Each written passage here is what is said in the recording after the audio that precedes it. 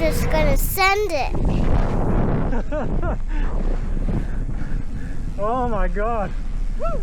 Welcome to Shred Bikes and Petting Kitties. Got the bike in the back of the truck this morning. It's really nice weather today. I think it's going to be about 70. Heading over to Camp Sketchy to meet with Evergreen Mountain Bike Association. I'm partaking in a jumps and drops class.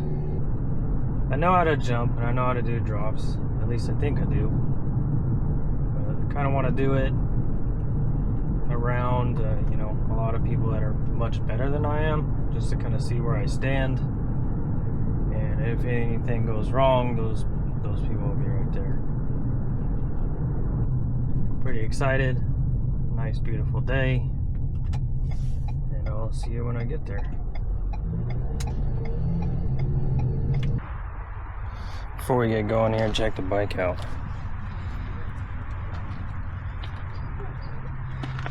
Spent a long time cleaning it up last night, and it's gonna last about 3 minutes.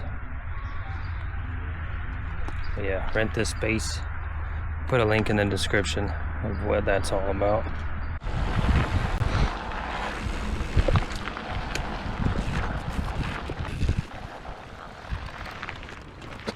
Okay, anybody ridden this area before?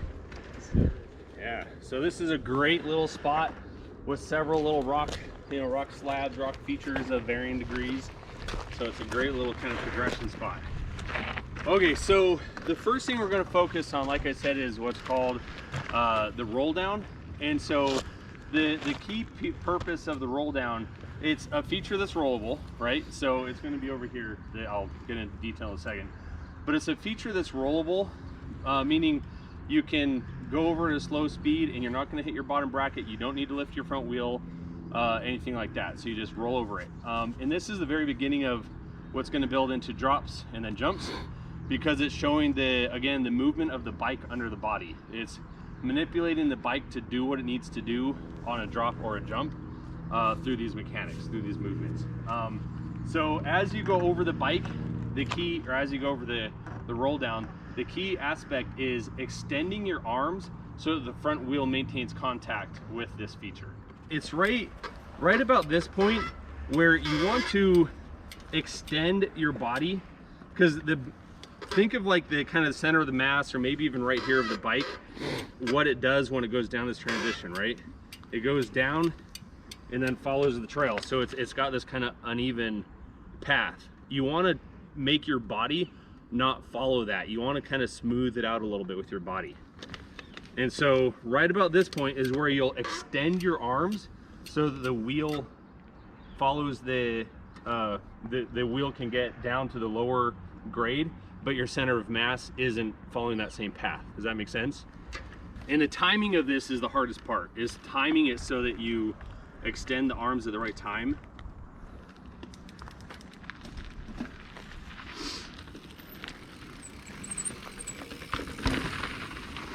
He didn't quite exaggerate as much as I was hoping. He did it what was needed. Yeah, does that make sense? You guys seeing what I'm talking about? Good.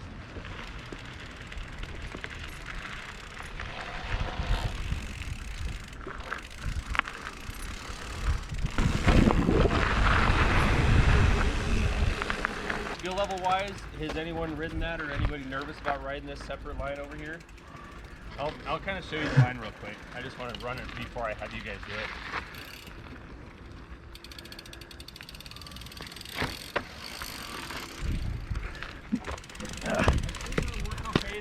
There is the added complexity to where you're turning while you're doing it, just a little bit.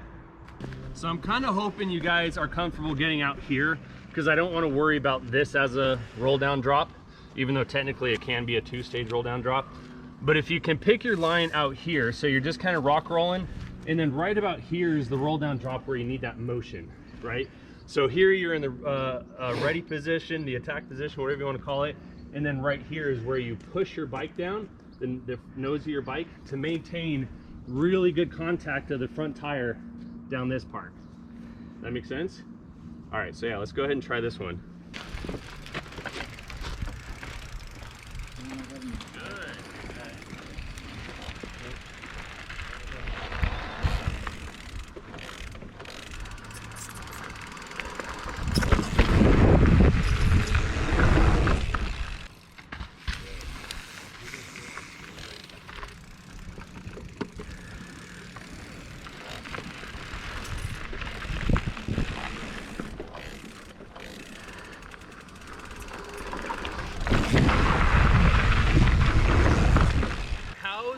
feeling for everybody? Is everyone feeling the increased control or increased stability with having that wheel? Follow that? Okay. Let's set that aside for now.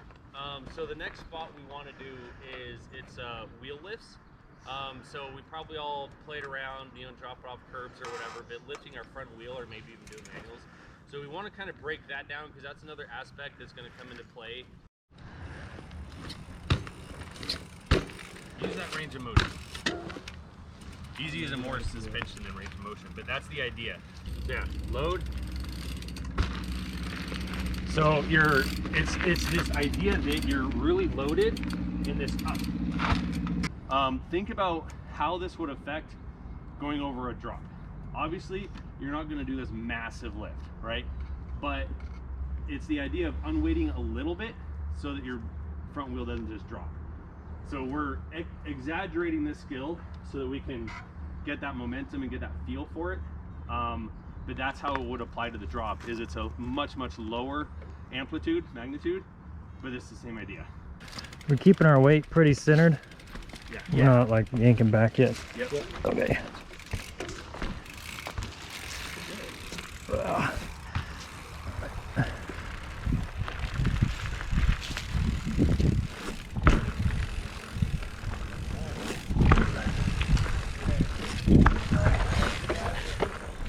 This isn't necessary, but it does help. Let's do the rear wheel only lift.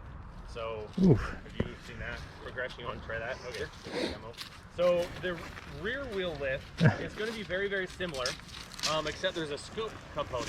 So you're going to be low, you're going to push off with your legs, and then you kind of scoop. You know, we got those nice spikes that we all feel on our chins every once in a while.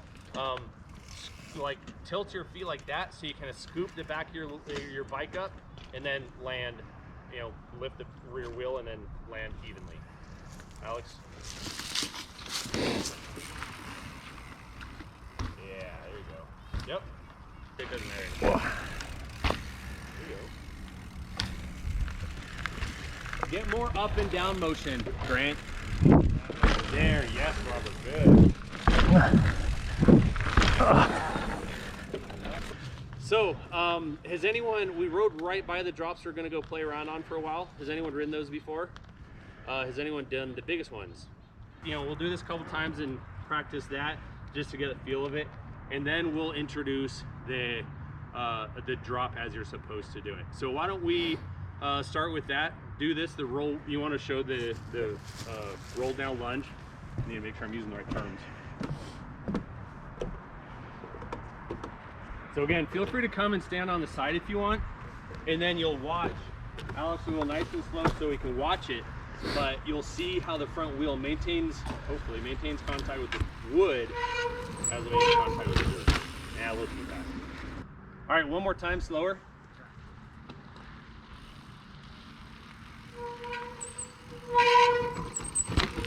Good. Yeah, you like actually. I know it's hard to explain. But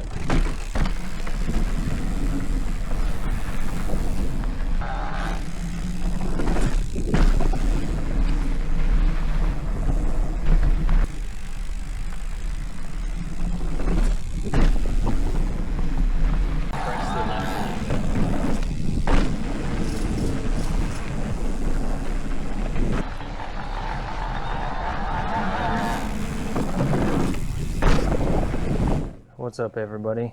It's about a week later. I just got into work, rode my bike today. I might sound a little funny because it's very cold. I can barely feel my face right now. I was editing this video last night and I kind of realized that up to this point I kind of got a little sloppy with the camera work. There was a ton more coaching beyond this point. We just finished up the drops portion of the jumps and drops class. So after this drops portion, we moved on to the jumping section of the class. They took us up the hill, found us a really mellow tabletop, and just kind of walked us through everything there is about jumping. Then we continued further up the hill, and we went down a trail called Stalingrab. But we kind of took the trail down and just broke it into sections. Any portion of the trail that maybe somebody was having an issue with, or if there was a feature that was a little bit sketchy, we would stop and evaluate, and the coach would do a demonstration give you a few tips how to hit it. Continue watching the rest of the video. You're gonna see where I overshoot. Probably the biggest step up I've ever hit on a mountain bike. But I saved it, walked away with a sore neck.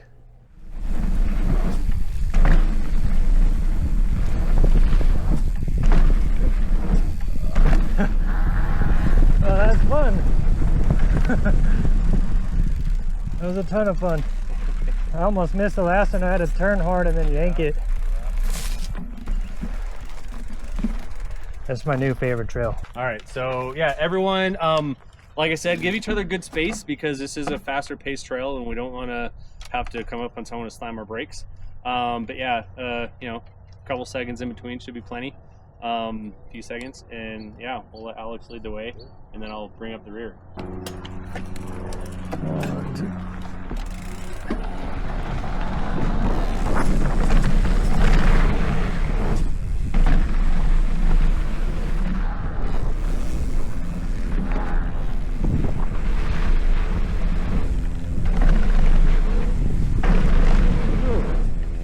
Is that it? Is that the one? The big one? I was down on it, yeah. Do it this time, but just to see the speed. Yeah, feel free to be right behind me if you want.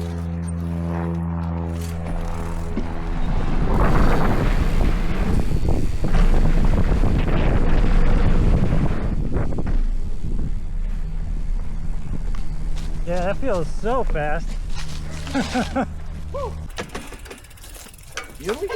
Yeah, give me space in case I don't make it. Fuck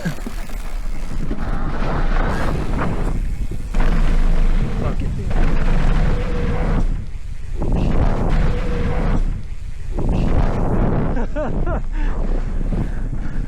Oh my god. Woo! I went so long on that one. Yeah? Yeah, I landed flat. I mean, you do boost it a lot, so you might... Huh? Yeah, I don't know, man. Oh yeah. Oh yeah.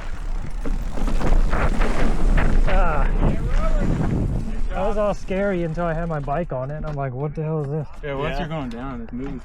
Yeah. Just think of it like a skate park. Hey, thank you guys. All right. Thank you. Appreciate it. Yeah. Guys, it was fun. Yeah. Nice to meet you. Safe. Have a good one.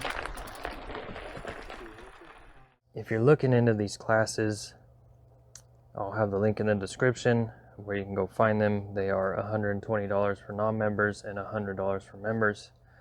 But if you're watching this and it seems a little beyond your skill level or even too easy, just keep in mind that the instructors have a lot of leeway with what they teach, and it's totally dependent on your class's average skill level. So if you're all a bunch of rippers, you guys will be doing way more advanced stuff than this. But I suggest take a class. It's a lot of fun. You get to meet people. I know at the end of this video, I kind of do like a recap, but I think this voiceover might serve a little bit better. I've had time to think. So yeah, after we finished the trail, we got to the bottom, and the instructors kind of did a little closeout of the day, summary, gave us all their details. If we ever wanted to hit them up, go for another ride or maybe even a private class, which I'm really interested in. So in summary, and I guess just completely my opinion, I do sort of wish the class was a bit longer, but that's just me. I was having way too much fun, and I really want to do it again. I may even sign up for that class on its own. Yeah, it was good stuff.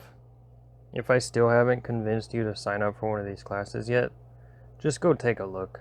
This concludes this voiceover section, and again, I do apologize for getting sloppy on the camera work. I should have recorded more of the sessions afterwards. I got no excuses. Take it easy.